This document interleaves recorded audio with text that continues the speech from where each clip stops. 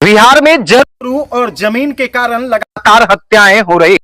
फिलहाल इस वक्त हम लोग शेखपुरा जिले के अरियरी थाना क्षेत्र अंतर्गत केमरा गांव में मौजूद हैं, जहां मंगलवार के दिन कृष्णनंदन राम उर्फ कृष्णा ढारी की गोली मारकर उस वक्त हत्या कर दी गई थी जब वह हत्या के एक मामले में कोर्ट में अपनी उपस्थिति दर्ज कराकर घर वापस लौट रहे थे।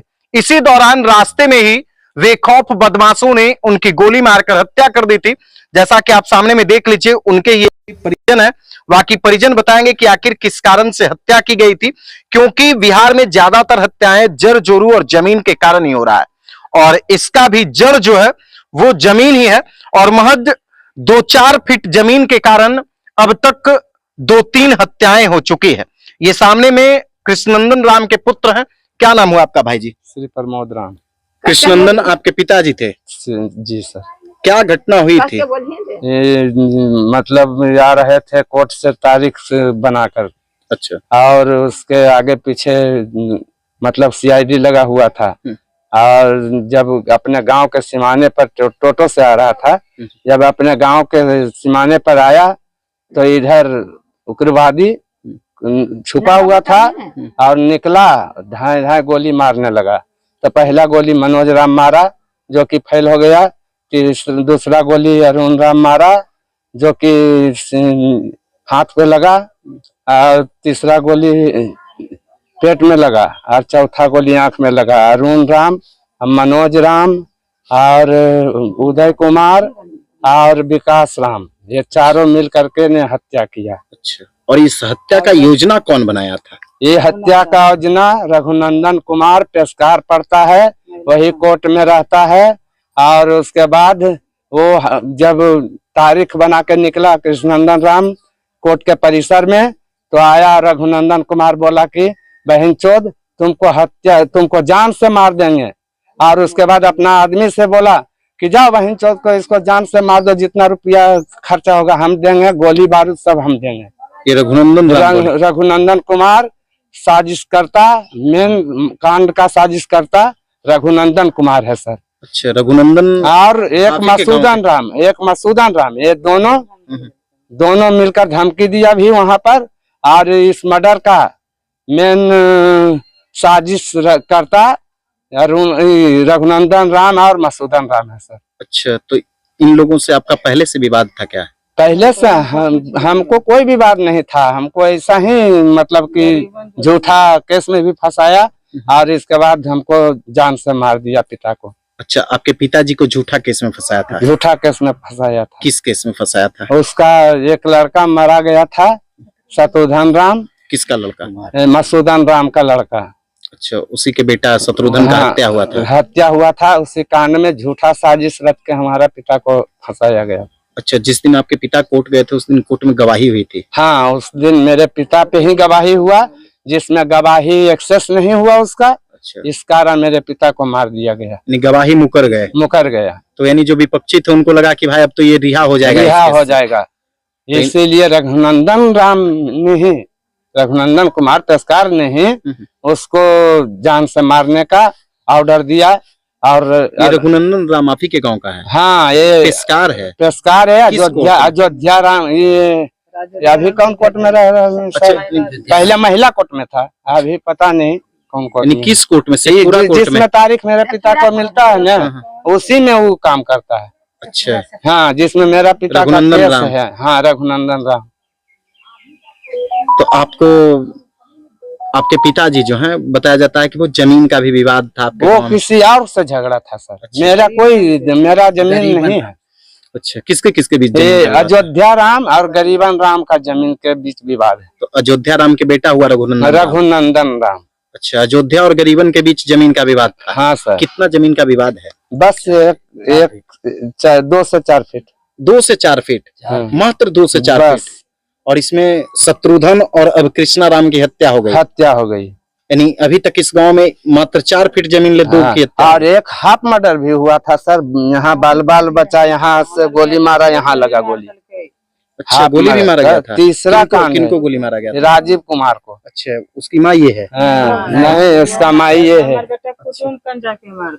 तो देखिए और भी कुछ महिलाएं हैं। देखिए ये महिला जो है ये उस घटना को अपने आंखों से देखी है। क्या नाम हुआ आपका? कुंती देवी। आप उस दिन सब कुछ देखे हैं? सब चीज देखे, आप भागे। हम 4 गो हम चिन्ह गया, और था अगल बगल, लेकिन हम 4 गो चिन्ह गए। क्या हुआ था उस दिन? उस दिन वही लौट रहा था कोर्ट से। अच्छा, कौन लौट रहे थे? कृष्णनंदन राम। अच्छा, तब क्या हुआ? किस चीज से लौट रहे थे? टोटो से। टोटो से। उसी टोटो पे आप भी बैठी हुई थी? हाँ, पीछे बैठे, आगे पीछे बैठे थे। हाँ, तब क्या हुआ? कैसे आगे कहाँ पे पहुंचे? तब क्या हुआ? डीहा और कैमरा के बीच सीमाना है, वहीं पर पहुंचे। हाँ।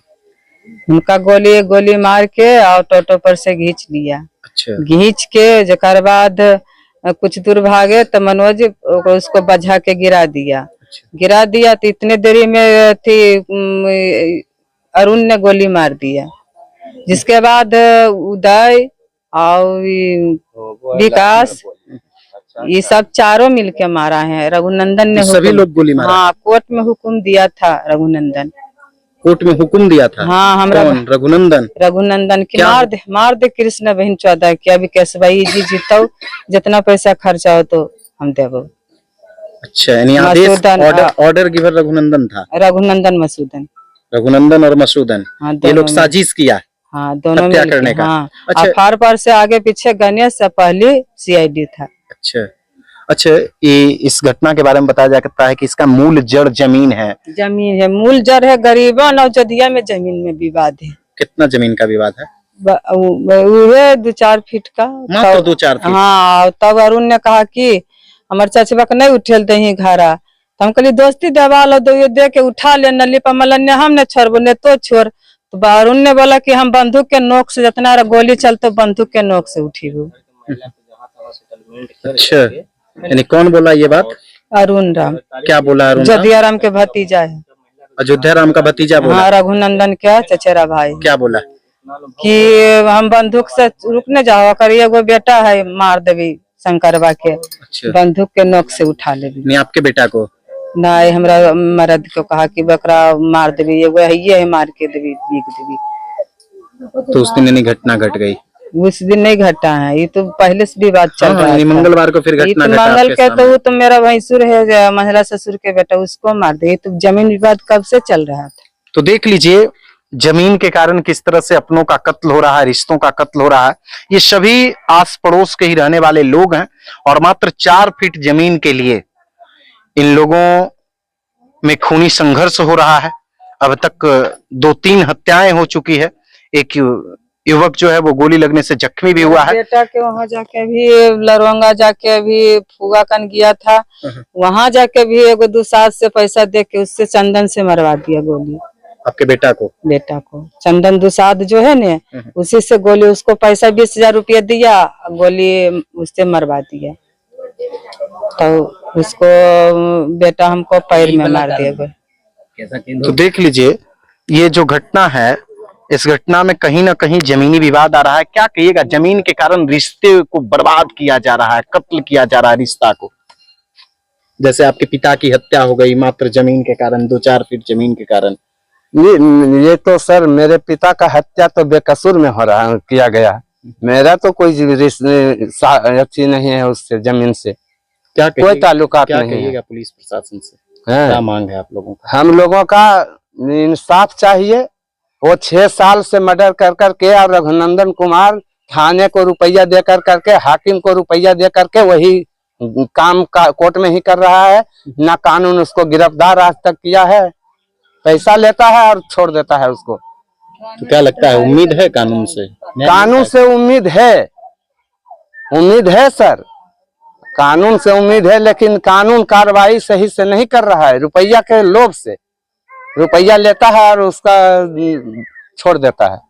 तो देख लीजिए ये परिवार कहीं ना कहीं नर्वस भी हो रहे हैं क्योंकि इन्होंने अपने पिता को खोया है।